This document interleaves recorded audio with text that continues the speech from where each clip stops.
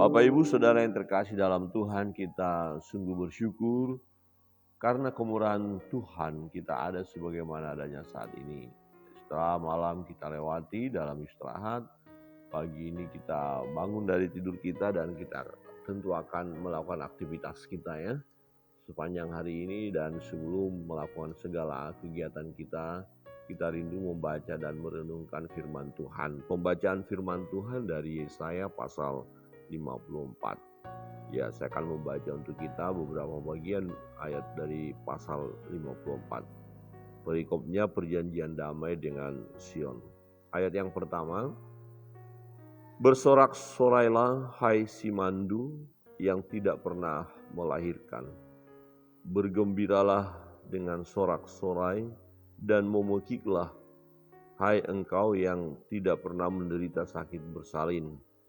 Sebab yang ditinggalkan suaminya akan mempunyai lebih banyak anak daripada yang bersuami. Firman Tuhan. Lapangkanlah tempat kemahmu dan bentangkanlah tenda tempat kediamanmu. Janganlah menghematnya. Panjangkanlah tali-tali kemahmu dan pancangkanlah kokoh-kokoh patok-patokmu. Sebab engkau akan mengembang ke kanan dan ke kiri. Keturunanmu akan memperoleh tempat bangsa-bangsa dan akan mendiami kota-kota yang sunyi. Janganlah takut, sebab engkau tidak akan mendapat malu, dan janganlah merasa malu, sebab engkau tidak akan tersipu-sipu.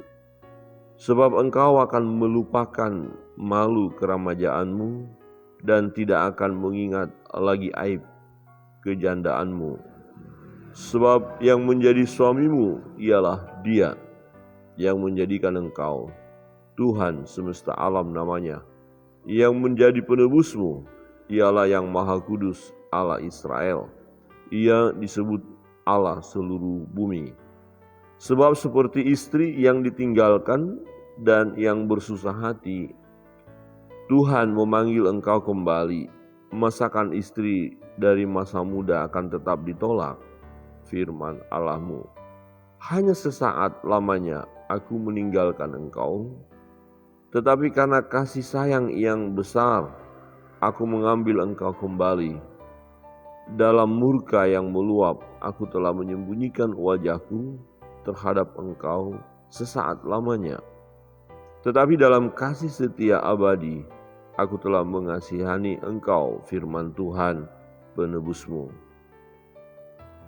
Di dalam ayat 10, sebab biarpun gunung-gunung beranjak dan bukit-bukit bergoyang, tetapi kasih setiaku tidak akan beranjak daripadamu, dan perjanjian damaiku tidak akan bergoyang, firman Tuhan yang mengasihani engkau. Bapak Ibu Saudara yang terkasih dalam Tuhan, bagian ini kita lihat bahwa firman Tuhan yang disampaikan oleh Yesaya kepada umat pilihan ya, baik Israel maupun Yehuda, di mana mereka adalah kekasihnya Tuhan ya. Dikatakan umat pilihan, bahwa mereka nanti akan besar ya, umat ini akan mengembang ke kiri dan ke kanan, akan menjadi berkat bagi bangsa-bangsa. Namun sesaat mereka mengalami disiplin ya dari Tuhan, sesaat mereka mengalami tekanan, mengalami siksaan. Itu terjadi memang karena kesalahan mereka, di mana mereka meninggalkan Tuhan, meninggalkan jalan Tuhan. Tetapi Tuhan tidak pernah ya membenci umat ini. Tuhan mengasihaninya. Tuhan peduli kepada mereka. Ya, dan dikatakan bahwa yang menjadi suaminya, dari suami umat ini adalah Allah sendiri. Jadi berbicara bagaimana hubungan yang intim, hubungan yang erat ya antara Allah dan umat pilihan. Allah tidak pernah membenci umat pilihannya ya. Menarik di sini dikatakan bahwa Tuhan mengasihi mereka, tetapi memang ya ada waktu di mana mereka mengalami disiplin tadi. Ayat 7 berkata begini, hanya sesaat lamanya aku meninggalkan engkau, tetapi karena kasih sayang yang besar, aku mengambil engkau kembali. Ya, ini bercerita bagaimana umat itu nanti akan masuk dalam pembuangan. Jadi waktu Yesaya berbicara belum terjadi. Ya, waktu Yesaya ini menyampaikan kebenaran firman bagi umat ini semacam peringatan bahwa memang mereka nanti akan terbuang. Ya, sekali lagi karena kesalahan mereka. Tetapi sekalipun demikian, kasih sayang Allah yang besar tidak pernah luntur dari umat ini. Kasih sayang daripada Tuhan ya. Tetapi karena kasih sayang yang besar, aku mengambil engkau kembali. Nah, inilah yang melandasi umat ya dilayakkan kembali di hadapan Allah karena memang Allah yang mengasihi. Bukan karena sesuatu yang hebat, yang luar biasa di dalam kehidupan umat. Kalau kita melihat perjalanan umat Israel, umat Yehuda, umat pilihan Allah ini, seringkali mereka mendukakan hati Allah. Bahkan tidak segan-segan mereka mencari Allah-Allah lain. Mereka menyembah Allah-Allah lain. Tetapi janji Tuhan tidak bisa Tuhan ingkari. Bahwa umat ini adalah umat pilihan. Ya, jadi Tuhan tetap menunjukkan kasih sayangnya sekalipun mereka nanti ada dalam pembuangan, di pembuangan itu pun ada pemeliharaan Tuhan. Dan kemudian Tuhan akan mengambil mereka kembali dari pembuangan itu, menempatkan kembali di tempat yang semestinya mereka berada, yaitu tempat yang sudah dijanjikan oleh Allah kepada Abraham. Dan itu juga janji untuk keturunannya. Ya, tanah perjanjian, tanah Kanaan, Yerusalem, Sion adalah tempat mereka. Walaupun sesaat mereka terbuang, nanti akan kembali lagi. Di ayat 8 dikatakan dalam murka yang meluap. Ya, mengapa Allah murka kepada umat pilihan ini? Tadi karena dosa tadi, karena kesalahan mereka. Dan berkali-kali Tuhan berbicara kepada mereka melalui nabi. Tapi mereka menolak nabi, menolak firman Allah. Tetap saja mereka menyembah ya berhala, dan inilah yang mengakibatkan Allah murka kepada mereka, kemudian mereka dihajar. Dalam murka yang meluap, aku telah menyembunyikan wajahku. Apa arti menyembunyikan wajahku? Ya, kalau boleh dikatakan ya tidak mau tahu lagi lah dengan umat itu gitu loh. Nggak mau memperlihatkan wajah, tutup wajah, ya terserah mau apa yang terjadi silakan. Nah, perbandingan berbalik dengan Tuhan ya menghadapkan wajahnya. Nah, kalau Tuhan menghadapkan wajahnya kepada kita berarti dia memberkati kita, dia peduli kepada kita, dia melihat kita, ya dia berkenan kepada kita atau kita berkenan kepadanya. Tapi kalau Tuhan sudah menutup wajahnya, menyembunyikan wajahnya, berarti umat itu atau kita tidak akan diberkati. Ya, akibatnya apa? Ya, mengalami penderitaan, kesusahan ya. Dan dalam murka yang meluap, ini serius ya. Tuhan marah memang. Karena perbuatan yang tidak memuliakan Tuhan yang dilakukan oleh umat ini. Dalam murka yang meluap, aku telah menyembunyikan wajahku terhadap engkau sesaat lamanya. Ya, tetapi dalam kasih setia abadi, ya tadi dikatakan kasih setia yang besar. Di bagian ini kasih setia yang abadi. Jadi kasih setia Allah tidak akan beranjak dari hidup kita.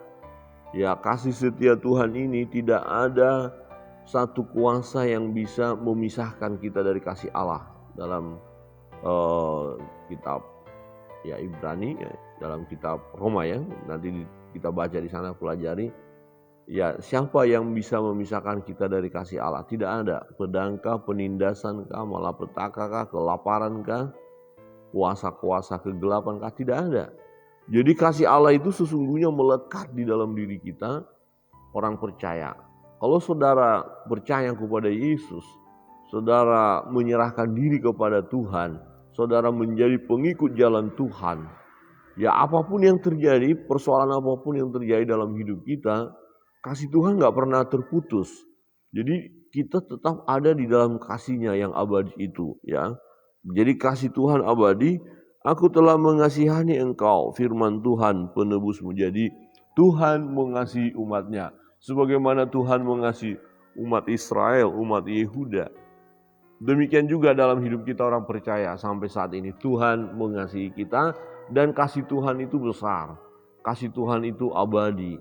Ya, kasih Tuhan sungguh luar biasa, tidak akan pernah terputus kasih Tuhan bagi kita.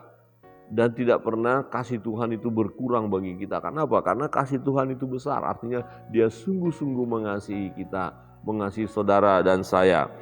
Saudara yang terkasih dalam Tuhan, itu sebabnya di ayat 10 berkata begini, semacam penegasan bagaimana kasih Tuhan itu melekat di dalam diri kita. Sebab biarpun gunung-gunung beranjak dan bukit-bukit bergoyang, tetapi kasih setiaku tidak akan beranjak daripadamu, dan perjanjian damaiku tidak akan bergoyang, firman Tuhan yang mengasihani engkau. Ya, apapun yang terjadi, ya, dalam dunia ini, apapun yang terjadi, gunung-gunung beranjak, gempa bumi kah, tsunami kah, ya, penyakit sampar kah, penyakit virus COVID kah yang merajalela, kesukaran-kesukaran apapun itu. Nah, ketika itu terjadi, sesungguhnya kasih Tuhan tidak akan beranjak dari hidup kita. Ya, sebab biarpun gunung-gunung beranjak dan bukit-bukit bergoyang, tetapi kasih setiaku tidak akan beranjak daripadamu. Artinya begini Bapak Ibu Saudara, jangan karena kita diperhadapkan dengan persoalan yang berat, pergumulan, sakit penyakit, kemudian kita berkata, Tuhan sudah tidak mengasihi aku. Ketika kita diizinkan mengalami kesulitan untuk makan dan minum karena memang situasi yang sulit, kemudian kita berkata, wah, kasih Tuhan sudah beranjak dariku. Tidak. Ya, ketika kita punya beban, pergumulan, ya, dalam masalah rumah tangga yang berat, penyakit yang melanda hidup kita, ya, kekurangan makanan, keuangan kita yang sudah sangat-sangat memprihatinkan, usaha yang hancur, ya, banyak tekanan-tekanan dari luar sana. Kemudian kita berkata, Tuhan sudah tidak mengasihi aku. Tidak, saudara. Dalam kondisi seperti itu pun Tuhan mengasihi kita. Itu artinya kasih Tuhan tidak beranjak, tidak lepas, ya, tidak meninggalkan kita.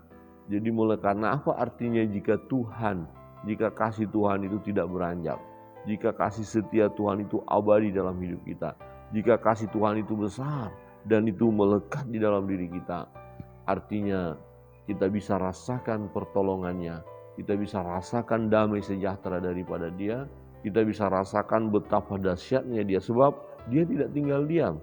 Oleh kasih-Nya inilah, ya, Dia menyelamatkan kita. Oleh karena kasih setia-Nya lah Dia memberkati kita. Bukan karena sesuatu yang hebat dalam diri kita, tidak. Oleh karena kasih karunia kamu diselamatkan, kata firman Tuhan. Bukan usaha, bukan pekerjaanmu. Jadi oleh karena kasih karunia, jadi kasih setia Tuhan ini melekat dalam hidup kita, ini sesuatu yang luar biasa. Nah, ini akan membuat kita bisa tenang dalam menjalani hidup ini, walaupun memang diperhadapkan dengan berbagai persoalan. Tapi percayalah, ya, kasih Tuhan yang besar ini, wow, luar biasa.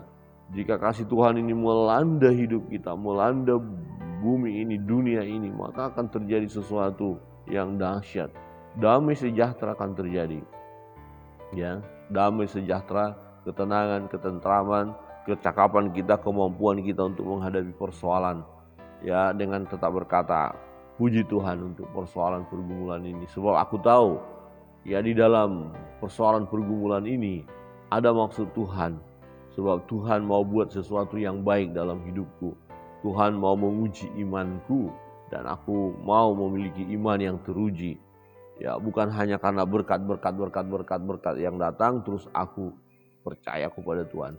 Tetapi sekalipun persoalan-persoalan, pergumulan, penderitaan harus aku hadapi, aku tetap percaya kepada Tuhan. Aku tidak meragukan kasih setia Tuhan. Bapak Ibu Saudara yang terkasih dalam Tuhan, jangan ada di antara kita yang meragukan kasih-Nya Tuhan. Ya, Tuhan itu maha kasih, kasih-Nya besar, kasih-Nya abadi, dan kasih-Nya tidak pernah beranjak dari hidup kita. Amin. Wow, luar biasa. Jangan sampai, wah Tuhan tidak mengasihi aku. Oh, saya keadaan saya begini. Di mana kasih Tuhan? Memang ada orang yang bertanya seperti itu. Ya, seakan-akan Tuhan sudah meninggalkan dia, dan karena pemahaman yang kurang benar tentang firman Allah, akhirnya berkata, nggak usah Tuhan-Tuhan lah. Ada orang yang sudah ngambek loh, tidak mau lagi berdoa, tidak mau membaca Alkitab, ya tidak mau beribadah. Udah, ngapain bersuruh-suruh sama Tuhan? Tuhan nggak mengasihi kita kok. Buktinya hidup kita seperti ini. Nah, ini nih kesalahan Bapak Ibu. Ya, oke, buktinya kehidupan kita seperti ini. Baik, betul, tetapi kan belum selesai ceritanya. Bukankah firman Tuhan katakan sesaat Tuhan menyembunyikan wajah-Nya dari umat itu. Sesaat memang umat itu mendapatkan murka. Sesaat memang mereka harus masuk dalam pembuangan. Tetapi belum berakhir ceritanya Bapak Ibu. Kemudian Dia akan mengambil kembali dan menempatkan kembali kepada tempat yang semestinya, yaitu di Sion. Jadi sesaat kita seperti ini. Ya paham kalau dikatakan seperti ini, oh susah banget, sulit, menderita. Ya, sesaat. Tetapi aku tahu, karena kasih setia Tuhan yang besar itu, karena kasih setia Tuhan yang abadi itu, karena kasih setia Tuhan yang tidak beranjak daripadaku, masa-masa sulit ini, yang situasi saat ini akan berubah. Ya, akan berganti dengan situasi yang baru, yang penuh damai sejahtera. Masa-masa sukar ini akan bisa saya lalui dengan gilang gemilang, dan saya akan menjadi pemenangnya. Persoalan tidak menghancurkan hidup saya. Ya, persoalan-persoalan itu tidak akan mengerjai saya untuk akhirnya saya terpuruk ya dalam mengikut Tuhan, tetapi persoalan itu sebagai ujian bagi saya supaya saya tetap mengandalkan Tuhan dalam hidup ini dan percaya bahwa sungguh kasih setia Tuhan besar dalam hidup kita. Amin. Kalau ada di antara kita yang memiliki persoalan pergumulan hidup, jangan ragu-ragu untuk datang kepada Tuhan. Mungkin ada juga program-program kita, rancangan-rancangan kita ke depan. Mari doakan ya supaya Tuhan memberkatinya sehingga kita akhirnya mengalami keberhasilan di dalam Tuhan. Kiranya Tuhan Yesus memberkati kita.